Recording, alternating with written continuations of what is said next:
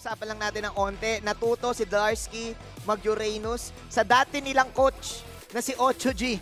Ochoji. With the Uranus for the side of Onyx. Against a lineup na talagang alam na natin at isang taon nang dinodominate ang MLBB world. The Ube Strat is again here. Meanwhile, eto na, Kivier sa kanyang debut game. Unang makukuha ang jungle. Battle of the best. May kita natin sa side ng Onyx Philippines, Okay. tatlo naka-mystery shop. Posibleng gusto nila magmandalit on how to burst down the jungler of Blacklist International, knowing na Ube Strat sila. Pwede silang bambulaga dito. Mukhang gusto nga nila yung makuha yung items agad para makuha din nila yung mga burst damage. Speaking of that, tignan mo yung panggagangster. Dito pa lang, kinakat pa lang. Gusto ba lang hanggang Oo. ikat ng lanes? Kinakat na agad ng Onyx si Kivier. Nawala na ng orange si Kivier dito. May onting item check tayo at may onting delay. Si Kivier as Kyrie is now level jungle matchup nila, yung jungle rotation. Lagi silang merong backup, either XP lane or either gold lane. Gold lane, Filipino sniper, ika nga si Oheb, pinakita nga sa M3 World Championship stage at may laban na pwedeng maganap dito sa pagbisita ng Black. Those are pokes coming in mula kay Captain Haji. Nandito si Baloyski. Makukuha yung turtle doon sa bandang top lane na makikita natin sa ating split cam as Marky and Hatred will just hold the line. Ito yung mahirap kapag katapa level ni Kivier. Level 4 up against Kyrie na level 6. Oh. And makikita natin na yung Onyx nag-focus nga sa kay Kivier habang nakuha ng kill dun sa may mid lane. Ang naging sagot ng Blacklist, bigyan naman ng emphasis si Oheb. Binibabysit nila ngayon ang Filipino sniper. Alam natin na Umikot ang mas mabilis si Kevir dito.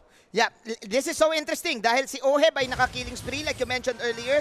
So kapag ganyan yung emblem mo ay lalaban ka talaga. Confidence. Speaking of laban, ay lumaban na si Haji dito. Ito na ba ang oras as Hatred will go for the kick. But meanwhile, Lorski! Slam dunk mula sa likod!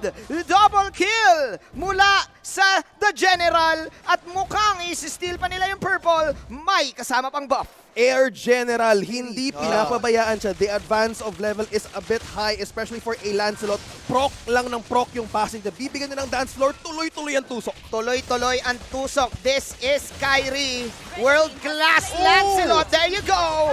Double kill para Kyrie dito. Sino nakuha ng turtle? That is going to be Onyx. But meanwhile, Marky is here, half health. Heb ang inaatake ngayon. Rocketeers hindi tumama. Pero tuloy-tuloy ang pagsakop ni Kyrie sa bottom side. Kyrie now running away. Ooh, nice dodge from Kyrie. Meron ba siyang dash? Wala na. Hindi na. Wala na. si 2-6. Kyrie matapos na kunin yung turtle, tapos yung top lane, quietly, nakuha ni Dilarski. Use the split push ulit. The split Nasa again. keys to victory. Naku, ito na nga. And there is the Farsa ultimate also. Alright. Alright. So, nakikita natin na nakuha ng Onyx yung early game na gusto nila. This is all early game. Maaga gumising. Good Yung morning. Good morning talaga. Kahit nag-good evening na. Ito yung mga tipong empleyado na maaga nag-in at gusto nilang tapusin, maaga din mag-out.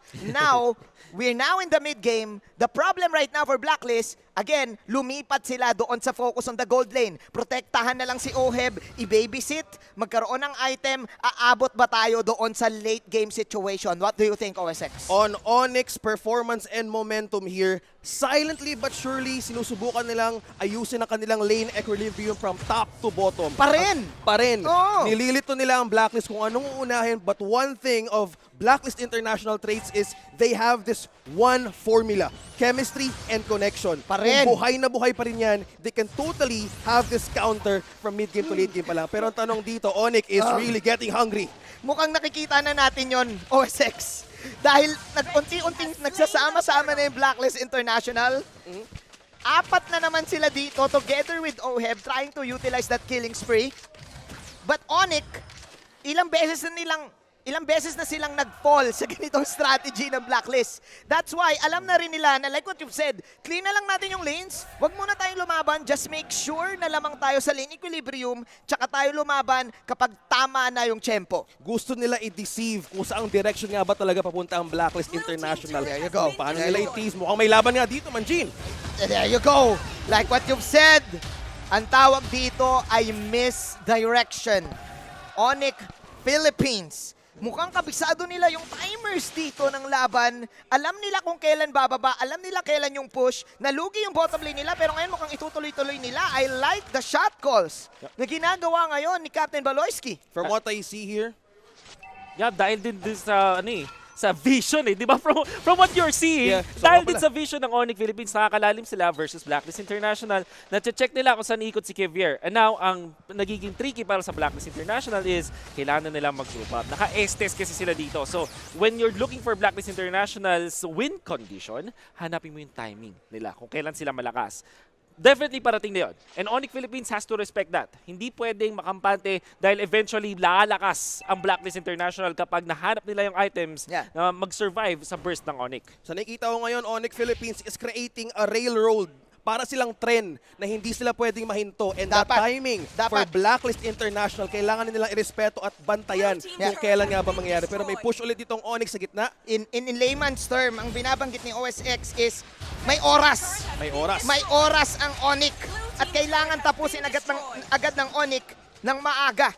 Ganun lang talaga. It's all about the late game for Blacklist. Ilang beses na natin ito natungayan sa kupunan nila, yung mga late game comebacks na meron sila na talagang investment for their team. Sanay sila dito eh. Ito yung mostly ang kanilang ini-invest on. How to deceive the opponent. Characteristics mismo dito sa professional scene is for Onyx Philippines, kailangan hindi lang simula magpa-deceive on what direction is Blacklist is going to. Ngayon papunta na tayo for the mid-game. okay. Palakas ang items ni Marky and Baloyski. Yeah. And also Dilarski. Kung gaano kakunat yan mamaya, kakailanganin ni Eson ng isang buong fountain to release youth energy sa mga kasama niya. Kay Eson na pala napunta ang Estes Way. The Eson Esports. Eson Estes. Eson Estes. There you go. There you go. Eson Estes. So this is Blacklist na humihinga na lang muna. Ito na yung mga times na magko-call na okay, clear wave lang guys. Clear wave lang. But you have Onyx, like what you've said, rumaragas ang trend. Ayaw nilang pagpahingahin ang Blacklist International. Nakuha na nila yung Lord. This is level 1 Lord.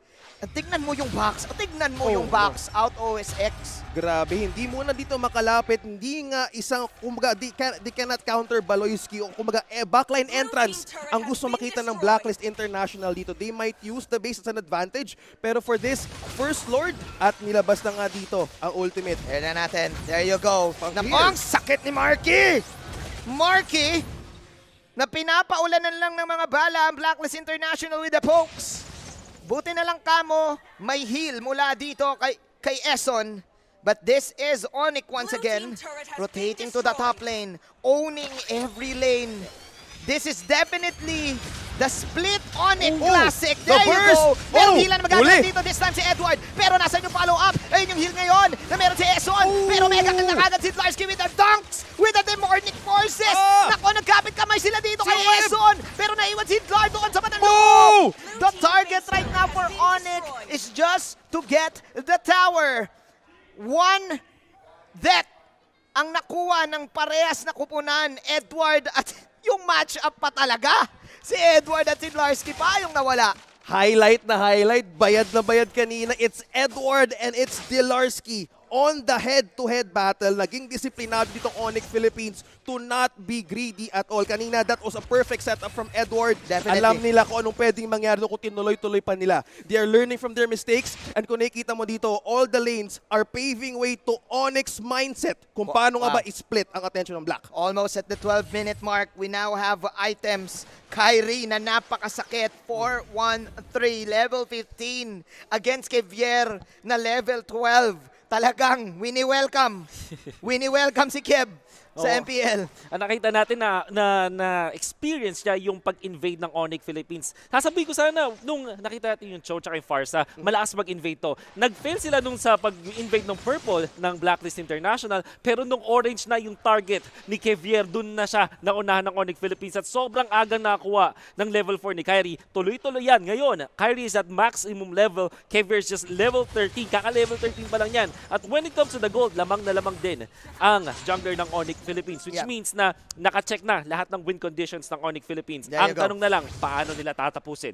Yeah. Ito yung laging tanong sa Onyx Philippines kapag kontra sila sa Blacklist International. Oo. Lumamang ka, pero paano mo tatapusin? Kumbaga, tatapusin mo na lang eh. Parang sinabi na lang, finish him. Tapos, ilalagay mo na lang lahat ng mga tamang inputs. Kailangan mo lang talaga ibuhos kung nasa iyo na yung bola. Hinihintay ka na lang kung paano mo i-shoot. Ililay up mo na lang. Lay up mo na lang. At ngayon, nasa tight situation ang Blacklist International. You have Oheb na wala pang kills. Ito yung magandang characteristics para sa kanya talaga bilang yung carry gold lane. Dahil talagang one thing for sure, may item at makakahabol si Oheb dito. Well, lahat naman. Kasi nga, malapit na ang late game. Mataas pa rin ang damage output ng Blacklist. Pero ang nangyayari kasi dito, Wolf OSX, walang nangyayari ng isang sabayang pagbigkas. Walang nangyayari na isang sabayang teamfight. Ang nangyayari is, nagpupok ang Onyx. Yep. Nag-ulti yung Farsa ni Baloyski. Nag-ulti si Marky. Kalahati ang buhay ng Blacklist. Mag-heal si Eson. Tapos biglang pag nag-heal, hindi lalaban Onyx, tsaka lalaban yung Onyx after. Hinihintay talaga nila yung Blacks International mag-react. They know the condition na if ever may pumasok na isa, sasalubungan ni Hatred, sasalubungan ni Baloyski. First time ata nangyari ng totoong laban na to dahil si Edward ngayon ay naiwan na habang si Baloyski ngayon ay binabanatan.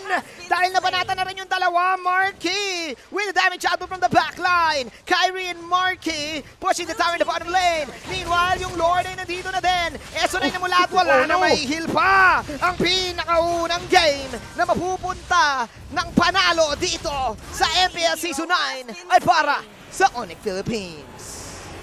Unang laro pa lang ang panahon. Early in, parang may early out. Early in, early out.